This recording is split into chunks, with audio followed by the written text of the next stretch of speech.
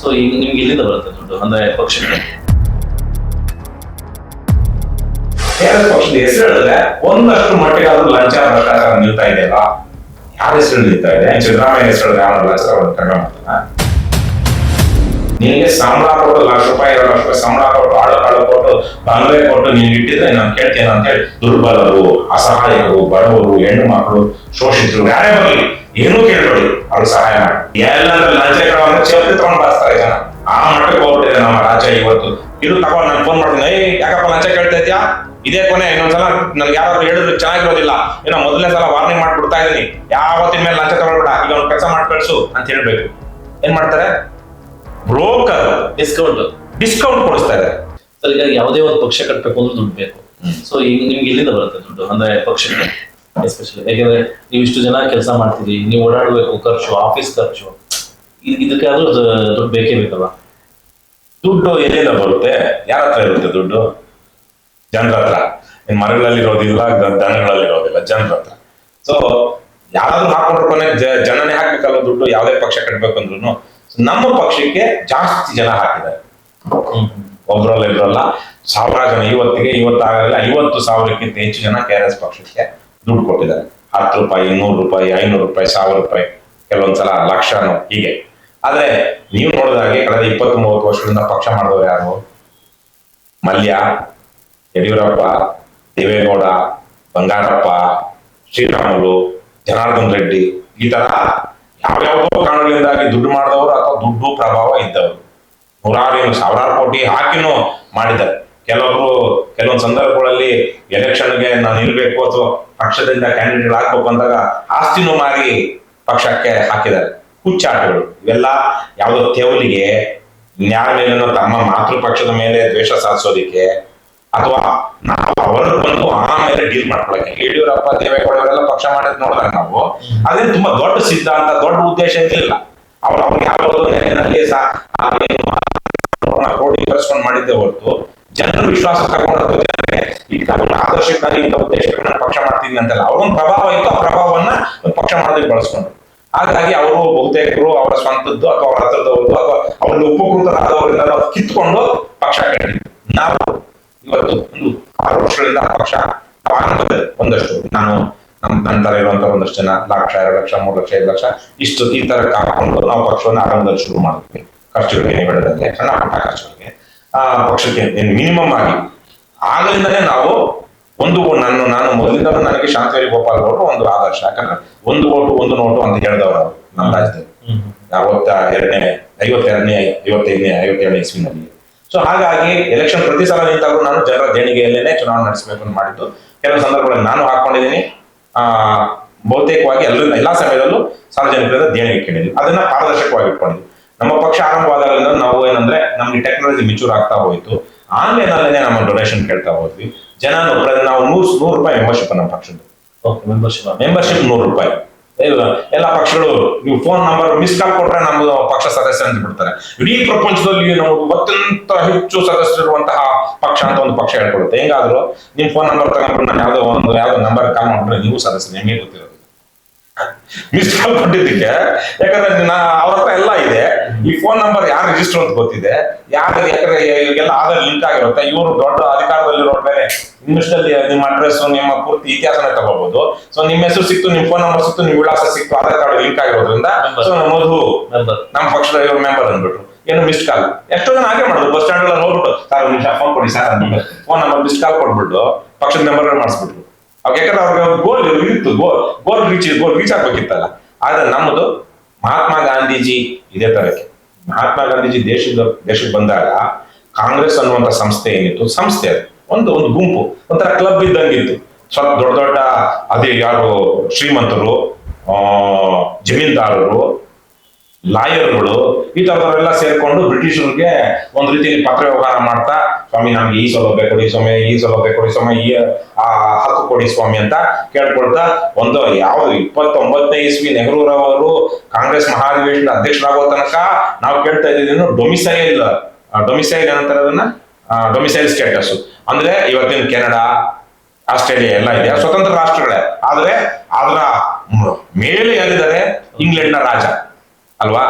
So ಹಾಗಾಗಿ ನೀವು ಅದೇ ತರಕ್ಕೆ ನಮ್ಮವನ್ನು ಕೊಟ್ಬಿಡಿ, ನಾವು ಇಂಗ್ಲೆಂಡ್ ನ ರಾಜರಾಣಿನೂ ನಮ್ಮ ರಾಜರಾಣಿ ಅಂದ್ಕೊಳ್ತೀವಿ, ಆದ್ರೆ ನಾವು ಇಲ್ಲಿ ಆಡಳಿತ ನಡೆಸುವಂತ ಜವಾಬ್ದಾರಿನ ನಾವು ವಹಿಸ್ಕೊಳ್ತೀವಿ ಅಂತ ಕೇಳ್ತಾ ಇದ್ದಿದ್ದು ಕಾಂಗ್ರೆಸ್ನವರು ಅಲ್ಲಿ ತನಕ. ಸಂಪೂರ್ಣ ಸ್ವರಾಜ್ಯ ಅಂತ ಘೋಷಣೆ ಆಗಿದ್ದು ಕಾಂಗ್ರೆಸ್ ಮಹಾಧಿವೇಶನದಲ್ಲಿ ನೆಹರೂರವರು ಅಧ್ಯಕ್ಷರಾಗಿದ್ದಾಗ 1929 ಲಾಹೋರ್ ಅಧಿವೇಶನ, ಕರಾಚಿ ಅಧಿವೇಶನ, ಲಾಹೋರ್ ಅಧಿವೇಶನ ಅನ್ಸುತ್ತೆ. ಸೊ ಅದರಲ್ಲಿ ಹಾಗಾಗಿ ಆವತ್ತಿಗೆ ಕಾಂಗ್ರೆಸ್ ಆ ತರ ಕಿತ್ತು. ಆದ್ರೆ ಗಾಂಧಿ ಬಂದು 4 ಆಣೆ ಕಾಂಗ್ರೆಸ್ ಮಾಡಿದ್ರು. 4 ಆಣೆ ಕೊಟ್ಟು ಅವತ್ತಿನ ಕಾಲಕ್ಕೆ ಇವತ್ತು ಬಹುಶಃ ಒಂದು 50, 100, 200 ರೂಪಾಯಿ. ಅವತ್ತು 4 ಆಣೆ ಅಂದ್ರೆ 25 ಪೈಸಾ, 6 ಪೈಸಕ್ಕೆ 1 ಆಣೆ 24 ಪೈಸಾ. ನಾವೆಲ್ಲ 4 ಆಣೆ 8 ಆಣೆ ಅಂತ 8 ಆಣೆ ಅಂದ್ರೆ 50 ಪೈಸಾ. ಸೊ 4 ಆಣೆಗೆ ನೀವು ಕಾಂಗ್ರೆಸ್ ಸದಸ್ಯತ್ವ ತಗೊಳ್ಬಹುದಿತ್ತು ಅವತ್ತು. ಆವಾಗ ಜನಸಾಮಾನ್ಯರು ಸಹ ಸದಸ್ಯತ್ವ ತಗೊಳ್ಳಂಗಾಯ್ತು. ಜನರನ್ನ ಒಂದು ಸಂಘಟನೆ ಒಳಗಡೆ ಅದನ್ನ ಸಮೂಹದ ಹೋರಾಟವನ್ನಾಗಿ, ಸಮೂಹದ ಸಂಘಟನೆಯನ್ನಾಗಿ ಮಾಡಿದ್ದು ಮಹಾತ್ಮ ಗಾಂಧೀಜಿ. ಅಂದ್ರೆ ಅವರು ಅದರ ಸದಸ್ಯತ್ವವನ್ನ ಓಪನ್ ಮಾಡಿದ್ರು. ಇಲ್ಲಿ ತನಕ ಆಗ ಹೇಳಿದಾಗ ದೊಡ್ಡ ದೊಡ್ಡ ಮನುಷ್ಯರು ಇದ್ದಂತ ಒಂದು ಗುಂಪು ಅದು ಕಾಂಗ್ರೆಸ್. ಸೊ ನಾವೇನ್ ಮಾಡಿದೀವಿ, 100 ರೂಪಾಯಿ ಸದಸ್ಯತ್ವ ಇಟ್ಟು ಅದರಲ್ಲೇನೆ ನಾವು ಇವತ್ತು ಪಕ್ಷವನ್ನ ಕಟ್ತಾ ಇದ್ದೀವಿ. ಪ್ರತಿ ತಿಂಗಳು ನಮ್ಮ ಪಕ್ಷದ ಆಯವ್ಯಯವನ್ನ ನಾವು ಪಬ್ಲಿಷ್ ಮಾಡ್ತೀವಿ. ಈ ಕಳೆದ 2025 ಏಪ್ರಿಲ್ ತಿಂಗಳ ಆಯವ್ಯಯವನ್ನ ಈಗ ನನಗೆ ಬಂದಿದೆ ರಿಪೋರ್ಟ್, ಇವತ್ತು ನಾಳೆನೂ ನಾನು ಅದನ್ನ ಹಾಕ್ತೀನಿ. ನಾವು 25 ಏಪ್ರಿಲ್ ತಿಂಗಳಲ್ಲಿ ನಾವು ಎಷ್ಟು ನಮಗೆ ಹಣ ಪಕ್ಷಕ್ಕೆ ದೇಣಿಗೆ ರೂಪದಲ್ಲಿ ಸದಸ್ಯತ್ವ ಶುಲ್ಕದಲ್ಲಿ ಬಂತು, ಮತ್ತೆ ನಾವು ಯಾವ್ಯಾವ್ದು ಖರ್ಚು ಮಾಡಿದೀವಿ ಅಂತ ಓಪನ್ ಆಗಿ ಹಾಕ್ತಾ ಇದ್ದೀವಿ. ಸೊ ಇವತ್ತು ಜನಸಾಮಾನ್ಯರಿಂದ ನಡೀತಿರುವಂತಹ ಕರ್ನಾಟಕದ ಏಕೈಕ ಪಕ್ಷ ಮತ್ತು ಪಾರದರ್ಶಕವಾಗಿ ಯಾವುದೇ ಇಲ್ಲಿ ನಾವು ಯಾರಿಗೂ ಹತ್ರ ಹೋಗೋದು, ರೋಡಿಸಮ್ ಮಾಡೋ, ಗುಂಡಾಗಿರಿ ಮಾಡಿ ತಗೊಳ್ಳೋದು ಮಾಮೂಲು ಅದು ಯಾವುದು ಇಲ್ಲ. ಓಪನ್ ಆಗಿ ನೀವು ಸಹ ನಮ್ಮ ಈ ಕಾರ್ಯಕ್ರಮ ಆದ್ಮೇಲೆ 100 ರೂಪಾಯಿ ಡೊನೇಷನ್ ಕೊಟ್ರೆ ಅಥವಾ 100 ರೂಪಾಯಿ ಸದಸ್ಯ ತಗೊಂಡ್ರೆ ನಿಮ್ಮದು ಆನ್ಲೈನ್ ಅಲ್ಲೇ, ಎಲ್ಲ ಆನ್ಲೈನ್ ಅಲ್ಲಿ ನಮ್ದು ಪೂರ್ತಿಯಾಗಿರುತ್ತೆ. ಪ್ರತಿ ವರ್ಷ ನಾವು ಆಡಿಟ್ ಮಾಡಿಸ್ತೀವಿ, ಪ್ರತಿ ವರ್ಷ ಎಲೆಕ್ಷನ್ ಕಮಿಷನ್ಗೆ ಮತ್ತು ಇನ್ಕಮ್ ಟ್ಯಾಕ್ಸ್ಗೆ ಕೊಡ್ತಾ ಇದೀವಿ. ಇಷ್ಟು ಪಾರದರ್ಶಕವಾಗಿ ಮತ್ತು ಇಷ್ಟು ನಿಯಮಬದ್ಧವಾಗಿ ನನಗನ್ಸಿರೋ ಹಾಗೆ ಯಾವ ಪಕ್ಷ ಮಾಡುತ್ತಾ ಗೊತ್ತಿಲ್ಲ. ಸರ್, ಈಗ ಮೆಂಬರ್ಶಿಪ್ ತಗೊಂಡ್ರೆ ಅವ್ರಿಗೆ ಏನೇನು ಅನುಕೂಲ ಇದೆ? ಮೆಂಬರ್ಶಿಪ್ ತಗೊಂಡ್ರೆ ಅವ್ರಿಗೆ ಯಾವ ಅನುಕೂಲವೂ ಇಲ್ಲ. ಅವರು ಈ ಹೋರಾಟದಲ್ಲಿ ಭಾಗಿ ಅನ್ನುವಂತಹ ಒಂದು ಅವ್ರು ಯಾವ್ದಾರ ಒಂದು ದೌರ್ಜನ್ಯಕ್ಕೆ ಒಳಗಾದಾಗ ಅವ್ರ ಪರ ನಿಲ್ಲುವಂಥದ್ದು, ದೌರ್ಜನ್ಯಕ್ಕೆ ಒಳಗಾದಂತವ್ರು ಅವ್ರ ಪರ ನಾವು ನಿಲ್ಬೇಕು ಅಂದ್ರೆ ಅವ್ರು ನಮ್ಮ ಪಕ್ಷದ ಸದಸ್ಯ ಆಗ್ಬೇಕು ಅಂತಿಲ್ಲ. ಇಡೀ ರಾಜ್ಯದ ಯಾರಾದ್ರೂ ಸರಿ ಅವ್ರಿಗೆ ಅನ್ಯಾಯ ಆಗಿದೆ, ಅವ್ರಿಗೆ ಮೋಸ ಆಗಿದೆ, ಪಕ್ಷ ಅವ್ರ ಜೊತೆ ನಿಲ್ಲುತ್ತೆ. ಒಂದು ಹಂತದಲ್ಲಿ ಇತ್ತೀಚೆಗೆ ಸ್ವಲ್ಪ ನಾವು ಚೇಂಜ್ ಮಾಡಿದ್ವಿ. ಏನು, ಬಹಳ ಜನ ಚೆನ್ನಾಗಿರುವಂತ ಜನನೇ, ಆರ್ಥಿಕವಾಗಿ ಚೆನ್ನಾಗಿದ್ದಾರೆ, ಸಾಮಾಜಿಕವಾಗಿ ಚೆನ್ನಾಗಿದ್ದಾರೆ, ಒಂದಷ್ಟು ಪ್ರಭಾವ ಇರುತ್ತೆ, ಅವರಿಗೆ ಬೇರೆ ಕಡೆ ಮಾಡಿಸ್ಕೊಳಕ್ ಆಗೋದಿಲ್ಲ. ನಮ್ಮ ಹತ್ರ ಬರ್ತಾರೆ, ಸರ್ ನಮ್ಮ ತರ ಅಧಿಕಾರಿಗಳು ಅನ್ಯಾಯ ಮಾಡ್ಬಿಟ್ಟಿದ್ದಾರೆ ಸರ್ ಅಂತ ಹೇಳಿ ಅವ್ರ ಕೆಲಸ ಮಾಡಿಸ್ಕೊಂಡು ನಮ್ಮ ಕಡೆ ತಿರುಗು ನೋಡದೆ ಓಡೋಗ್ಬಿಟ್ಟು ಕಳ್ಳಗಳ ಜೊತೆ ನಿಂತ್ಕೊಂಡು ಅವ್ರಿಗೆ ಸಪೋರ್ಟ್ ಮಾಡ್ತಾ ಇರ್ತಾರೆ. ಅನೇಕ ಕಡೆಗಳಲ್ಲಿ ಹೀಗಾಗಿದೆ. ನಮ್ಗೆ ವಿಶೇಷವಾಗಿ JCB, JDS, ಕಾಂಗ್ರೆಸ್, ನಮ್ಮ ಆನೇಕಲ್ ತಾಲೂಕಲ್ಲಿ JDS, ಕಾಂಗ್ರೆಸ್, BJP ಅಂತ JCB ಹೆಸರಿಟ್ಟಿರೋದು.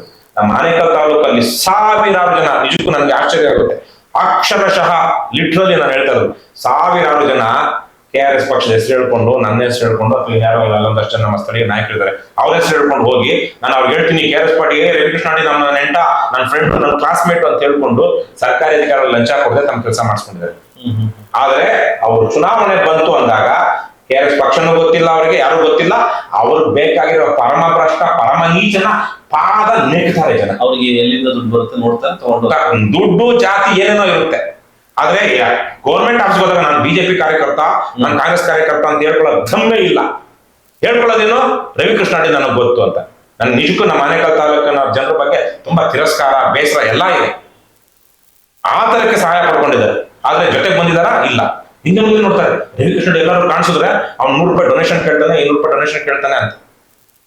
ಈ ತರ ಕಡು ನೀಚರಾಗ್ಬಿಟ್ಟಿದ್ದಾರೆ ನಮ್ಮ ಜನ. ಆದ್ರೆ ನಾವು ಇವತ್ತೇನ್ ಮಾಡ್ತಾ ಇದೀವಿ, ಆ ತರಕ್ಕೆ ಯಾರಾದ್ರೂ ಬಂದ್ರೆ ನಮ್ಮ ಹತ್ರ ಸಹಾಯ ಕೇಳೋದಕ್ಕೆ ಮೊದಲು ಅವ್ನ ಮೆಂಬರ್ ಆಗಲಿ. 1-2 ದಿವಸ ತಡೆಯುತ್ತಾ, ತಕ್ಷಣದ್ದೇನೋ ಈಗ ತಕ್ಷಣ ಅವನ ಪೊಲೀಸ್ ಸ್ಟೇಷನ್ ಅಲ್ಲಿ ಹಾಕೊಂಡು ಒದಿತಾ ಇದ್ದಾರೆ, ಅವನಿಗೆ ಅಕ್ರಮವಾಗಿ ಬಂಧಿಸಿಟ್ಟಿದ್ದಾರೆ ಅಂದ್ರೆ ತಕ್ಷಣ ರೆಸ್ಪಾಂಡ್ ಮಾಡ್ತೀವಿ. ಅವ್ನ ಜಾತಿ, ಕುಲ, ಮತ ಯಾವ್ದು ಕೇಳೋದಿಲ್ಲ. ಬೇರೆ ಟೈಮಲ್ಲೂ ಜಾತಿ, ಮತ, ಕುಲ ಯಾವ್ದು ಕೇಳಲ್ಲ ಬೇರೆ. ಆದ್ರೆ ಮಿಕ್ಕಾಗಿ 1 ವಾರನೋ 15 ದಿವಸನೋ ಅವನಿಗೆ ಸಮಯ ತಗೊಳುತ್ತೆ ಅಂದಾಗ ಅವನು 1-2 ದಿವಸ ಕೆಲಸ ಮಾಡಿ ಮೆಂಬರ್ಶಿಪ್ ತಗೊಳ್ಳಿ ಅಂತ ಹೇಳ್ತಾ ಇದ್ದೀನಿ. ಆದ್ರೆ ಒಂದು ವಿಚಾರ ನಾನು ಹೇಳ್ಬಿಟ್ಟಿದ್ದೀನಿ, ಎಲ್ಲ ಚೆನ್ನಾಗಿ ಆರ್ಥಿಕವಾಗಿ, ಸಾಮಾಜಿಕವಾಗಿ ವಿದ್ಯಾವಂತರಾಗಿದ್ರೆ ಅವ್ರದ್ದೇನಾದ್ರೂ ಸಹಾಯ ಕೇಳ್ಕೊಂಡು ಬಂದ್ರೆ ಅವ್ರನ್ನ ಮೆಂಬರ್ ಮಾಡಿಸಿ, ಅವ್ರ 1-2 ದಿವಸ ಪಕ್ಷದಲ್ಲಿ ಕೆಲಸ ಮಾಡೋದಕ್ಕೆ ಹೇಳಿ ಆಮೇಲೆ ಅವ್ರಿಗೆ ಅಟೆಂಡ್ ಮಾಡಿ ಅಂತ ನಾನು ಇವಾಗ ನಮ್ಮ ಪಕ್ಷದಲ್ಲಿ ಸ್ಟ್ಯಾಂಡಿಂಗ್ ಇನ್ಸ್ಟ್ರಕ್ಷನ್ಸ್ ಕೊಟ್ಟಿದ್ದೀನಿ. ಆದ್ರೆ ಅದೇ ಸಂದರ್ಭದಲ್ಲಿ ಒಂದು ಹೇಳಿದ್ರು, ದುರ್ಬಲರು, ಅಸಹಾಯಕರು, ಬಡವರು, ಹೆಣ್ಣು ಮಕ್ಕಳು, ಶೋಷಿತರು ಯಾರೇ ಬರಲಿ ಏನೂ ಕೇಳ್ಬೇಡಿ, ಅವ್ರಿಗೆ ಸಹಾಯ ಮಾಡಿ. ನಮ್ಗೆ ಏನಾಗುತ್ತೋ ಬಿಡುತ್ತೋ ಪುಣ್ಯ ಅಂತೂ ಬರುತ್ತೆ, ಪುಣ್ಯ ಬರುತ್ತೆ. ಅವರು ನಮ್ಮ ಜೊತೆಗೆ ನಿಲ್ತಾರೋ ನಿಲ್ಲಲ್ವೋ, ಅವ್ರ ಎಲೆಕ್ಷನ್ ನಮ್ಗೆ ವೋಟ್ ಹಾಕ್ತಾರೋ ಬಿಡ್ತಾರೋ, ಯಾರು ದುಡ್ಡು ತಗೊಂಡು ವೋಟ್ ಹಾಕ್ತಾರೋ ತಲೆನೇ ಕೆಡಿಸ್ಕೊಳ್ಬೇಡಿ. ಆದ್ರೆ ಎಲ್ಲಾ ಗೊತ್ತಿದ್ದು ವಿದ್ಯಾವಂತರು ದುಡ್ಡಿರೋರು ಮಾಡ್ತಾರಲ್ಲ ಅವ್ರು ಮಾತ್ರ ಮರಿಬೇಡಿ. ನಮ್ಮ ಸಹಾಯ ಪಡ್ಕೊಂಡು ನಮ್ಮ ಜೊತೆ ನಿಲ್ದೇ ಇದ್ದಾರಲ್ಲ ಅವ್ರನ್ನ ಮತ್ತೆ ಇನ್ನೊಂದು ಸಲ ಎಂಟರ್ಟೈನ್ ಮಾಡ್ಬೇಡಿ, ಹತ್ರಕ್ಕೆ ಸೇರಿಸ್ಬೇಡಿ. ಸಾಯಿ ಅವ್ರು ಬಂದ್ರೆ ಏನಾದ್ರು ಅವ್ರ ಹಾಳಾಗ ನಮ್ಗೆ ಬೇಕಾಗಿ. ಆದ್ರೆ ಬಡವರು ನಮ್ಮ ಹತ್ರನೇ ಸಹಾಯ ತಗೊಂಡು ನಮ್ಮಿಂದಾನೇ ಏನೋ ಒಂದು ಅನುಕೂಲ ಆಗಿ ಮಾರನೇ ದಿವಸನೇ ಇನ್ನೊಬ್ರ ಹತ್ರ ಹೋಗಿದಾರೆ ಅಂದ್ರೂ ಬೇಜಾರು ಮಾಡ್ಕೊಳ್ಬೇಡಿ. ಅವ್ರಿಗೆ ಅವ್ರ ಅಮಾಯಕರು ಮುಗ್ಧರು, ಅವ್ರಿಗೆ ಮಾಡ್ಬೇಕಾಗಿರೋ ಕೆಲಸ ನಾವು ಮಾಡ್ತಾ ಹೋಗೋಣ. ಸೊ ಹಾಗಾಗಿ ನಾವು ರಾಜ್ಯದ ಯಾವುದೇ ಹೇಳಿದಲ್ವಾ ಎಷ್ಟೋ ಪಕ್ಷಗಳವರು. ನಾನೊಂದ್ಸಲ ಇಲ್ಲಿ ಬೆಳಗಾವಿಯಲ್ಲಿದ್ದಾಗ ನಾವೊಂದು ಈಗ ಯಾವುದೋ ಒಂದು ಕರ್ನಾಟಕ ಯಾವುದೋ ಒಂದು ಅನೇಕ ಹೋರಾಟಗಳು ಮಾಡಿದ್ವಲ್ಲ, ನಾವು ಅನೇಕ ಅಭಿಯಾನಗಳು ಮಾಡಿದೀವಿ ರಾಜ್ಯಾದ್ಯಂತ. ನಾನಂತೂ ಇಡೀ ರಾಜ್ಯದ ಮೂಲೆ ಸುತ್ತಿದ್ದೀನಿ ಹಲವಾರು ಸಲ. ಬಂದ್ಬಿಟ್ಟು ಸರ್ ನಿಮ್ಮ ಮೆಂಬರ್ಶಿಪ್ ತಗೋಬೇಕು ಸರ್ ಅಂತ. ಹೌದೇನಪ್ಪ ಅಂತ ನಾನು ಗಾಡಿಯಲ್ಲಿ ಕೂತಿದ್ದೆ TTG ನಮ್ಮ ಜನಚೈತನ್ಯ ವಾಹನದಲ್ಲಿ. ಸರಿ ನಾನೇ ಮೆಂಬರ್ಶಿಪ್ ಮಾಡ್ತೇನೆ ಅಂತ ಹೇಳ್ತಾರೆ. ಸರ್ ನಿಮ್ಮ ಹೆಸರು ಹೇಳಿ ನನಗೆ 10,000 ಹೊಡಿತು ಸರ್ ಅಂತ. ಅವ್ನು 100 ರೂಪಾಯಿ ಮೆಂಬರ್ಶಿಪ್ ತಗೊಳಕ್ ಬಂದಿದ್ದಾನೆ. ಹೆಂಗಪ್ಪ ಅಂದೆ. ಸರ್ ಅಲ್ಲಿ ಹೋದೆ ನಾನು, ನಮ್ಮ ಇದ್ರಲ್ಲಿ 10,000 ರೂಪಾಯಿ ಲಂಚ ಕೇಳಿದ್ರು ನಮ್ಮ ಗ್ರಾಮ ಪಂಚಾಯತಿನಲ್ಲಿ ಕೆಲಸ ಮಾಡಿಸ್ಕೊಳ್ಳೋದಕ್ಕೆ. ಯಾವ್ದೋ ಒಂದು ವಿಚಾರ 10,000 ಲಂಚ ಕೇಳಿದ್ರು. ನಾನು KRS ಪಾರ್ಟಿ ಅವ್ರಿಗೆ ಹೇಳ್ತೀನಿ, ನಾನು KRS ಪಕ್ಷದ ಮೆಂಬರ್ ಅಂದೆ ಸರ್. ಅವ್ರು ಬಾಯಿ ಮುಚ್ಕೊಂಡು ಮಾಡ್ಕೊಟ್ರು ಸರ್. ಆದ್ರೆ ನಾನು ಇನ್ನೂ ಮೆಂಬರ್ ಆಗಿಲ್ಲ ಸರ್, ದಯವಿಟ್ಟು ತಿಳ್ಕೊಬೇಡಿ, ಈ ಮೆಂಬರ್ಶಿಪ್ ತಗೊಳ್ತೀನಿ ಸರ್. ಅವನು KRS ಪಕ್ಷದ ಸದಸ್ಯ ಅಂತ ಹೇಳ್ಕೊಂಡು ಕೆಲಸ ಮಾಡಿಸ್ಕೊಂಡು ತಿಂಗಳಗಟ್ಟಲೆ ಆಗ್ಬಿಟ್ಟಿದೆ. ಆದ್ರೆ ಅವ್ನಿಗೆ ಏನ್ ಸದಸ್ಯತೆ ಮಾಡಿಸ್ಬೇಕು ಅಂತ ಗೊತ್ತಾಗಿಲ್ಲ. ನಾವು ಅವ್ನ ಊರಿಗೆ ಎರಗಟ್ಟಿ ಸರಿ ಅಲ್ಲ, ಬೆಳಗಾವಿ ಜಿಲ್ಲೆನಲ್ಲಿ ಬೈಲಹೊಂಗಲ ತಾಲೂಕು ನೇಸರ್ಗಿ ಅನ್ಸುತ್ತೆ ಊರ ಹೆಸರು. ನೇಸರ್ಗಿನಲ್ಲಿ ಪ್ರಮೀಳ ನೇಸರ್ಗಿ ಇದಾರಲ್ವಾ ಅಡ್ವೊಕೇಟ್, ಅವ್ರ ನೇಸರ್ಗಿ ಬರುತ್ತಲ್ಲ ಆ ಊರ ಹೆಸರು ಬಹುಶಃ ಅದು ಅದೇ ನೇಸರ್ಗಿ ಅಲ್ಲಿ ಬೆಳಗಾವಿ ಜಿಲ್ಲೆಯಲ್ಲಿ. ಅಲ್ಲಿ ಆವಾಗ ಅವನಿಗೆ ಒಂಥರ ಅಪಾಲಿಜಿಟಿಕ್ ಆಗಿ ಸಾರ್ ನಾನು KRS ಪಕ್ಷದ ಸದಸ್ಯ ಅಂತ ಹೇಳಿ ಮಾಡಿಸ್ಕೊಂಡ್ಬಿಟ್ಟೆ, ಇನ್ನು ಮೆಂಬರ್ ಆಗಿಲ್ಲ, ಹೆಂಗ್ ಮಾಡ್ಕೊಳ್ಳೋದು ಗೊತ್ತಿರಲಿಲ್ಲ, ಬಂದ್ವಿ ನಮ್ಮೂರಿಗೆ ಬಂದ್ವಿ, ಈಗಲೇ ತಗೊಳ್ತೀನಿ ಸರ್ ಅಂತ ಹೇಳಿ ಅವನ ಜೊತೆಲಿರೋರ್ನೆಲ್ಲ ಮಾಡಿಸ್ಬಿಟ್ಟ. ಸೊ ಈ ತರಕ್ಕೆ ಬಹಳಷ್ಟು ಕಡೆಗಳಲ್ಲಿ ಜನ KRS ಪಕ್ಷದ ಸಹಾಯ ಪಡ್ಕೊಂಡಿದ್ದಾರೆ. ನಮ್ಗೊಂದು ಸಂತೋಷ ಏನು ಅಂದ್ರೆ KRS ಪಕ್ಷದ ಹೆಸರು ಹೇಳಿದ್ರೆ ಒಂದಷ್ಟು ಮಟ್ಟಿಗಾದ್ರೂ ಲಂಚ ಭ್ರಷ್ಟಾಚಾರ ನಿಲ್ತಾ ಇದೆಯಲ್ಲ. ಯಾರ ಹೆಸರು ನಿಲ್ತಾ ಇದೆ? ಸಿದ್ದರಾಮಯ್ಯ ಹೆಸರು ಹೇಳಿದ್ರೆ ಅವನ ಲಂಚ ತಗೊಳ್ಳೋದು ಕಡಿಮೆ ಮಾಡ್ತಾನ? ತಹಸೀಲ್ದಾರ್ ಯಾವ ಅಧಿಕಾರಿಗೆ ಅವ್ರಿಗೆ 10,000 ಅಂತ ಏನೋ ಹೇಳ್ತಾ ಇದೆಯಂತೆ, 5,000 ಮಾಡ್ಕೊಟ್ಬಿಡಪ್ಪ. ನಾನಾಗಿದ್ರೆ ಚಪ್ಪಲಿ ತಗೊಂಡು ಹೋಗಿ ಹೊಡಿತಾ ಇದ್ದೆ ಅವನಿಗೆ, ತಹಸೀಲ್ದಾರ್ ಇನ್ಯಾವನ್ಗೋ. ನನ್ನ ತಾಲೂಕಿನಲ್ಲಿ ನನ್ನ ಕ್ಷೇತ್ರದಲ್ಲಿ ಬಂದು ಬಡವನಿಗೋ ಅಥವಾ ಇನ್ಯಾವನಿಗೋ ಅಥವಾ ಅಸಹಾಯಕನಿಗೋ ಅಥವಾ ಒಬ್ಬ ನಾಗರಿಕ ಪ್ರಜೆ, ಅವನು ಶ್ರೀಮಂತನೇ ಆಗಿರ್ಲಿ, ಅವನ ಹಕ್ಕು ಕೇಳ್ತಾ ಇದ್ದಾರೆ. ನಿನಗೆ ಸಂಬಳ ಕೊಟ್ಟು 1,00,000 ರೂಪಾಯಿ 2,00,000 ರೂಪಾಯಿ ಸಂಬಳ ಕೊಟ್ಟು ಆಳು ಕೊಟ್ಟು ಬಂಗ್ಲೆ ಕೊಟ್ಟು ನಿನ್ಗೆ ಇಟ್ಟಿದ್ರೆ ನಾನು ಕೇಳ್ತೇನೆ ಅಂತ ಹೇಳಿ ಬಾರಿಸ್ತಾ ಇದ್ದೆ. ಆಮೇಲೆ ಕೇಸ್ ಹಾಕಿದ್ರೆ ನೋಡ್ಕೊಳ್ಳೋಣ ಅಂತೇಳಿ ಮುಂದಕ್ಕಾಗತ್ತೆ. ನಾನಲ್ಲ, ಬೇರೆಯವ್ರು ಬಾರಿಸ್ತಾರೆ. ಎಲ್ಲಂದ್ರೆ ಲಂಚ ಕೇಳೋಂದ್ರೆ ಚಪ್ಪಲಿ ತಗೊಂಡು ಬಾರಿಸ್ತಾರೆ ಜನ. ಆ ಮಟ್ಟಕ್ಕೆ ಹೋಗ್ಬಿಟ್ಟಿದೆ ನಮ್ಮ ರಾಜ್ಯ ಇವತ್ತು ಭ್ರಷ್ಟಾಚಾರದಲ್ಲಿ. ಹಾಗಾಗಿ ಬಾರಿಸ್ತಾ ಇದೆ. ಆದ್ರೆ ಈ ಅಯೋಗ್ಯ ಏನ್ ಮಾಡ್ತಾನೆ, ನಮ್ಮವನು ಕಮ್ಮಿ ಮಾಡ್ಕೊ.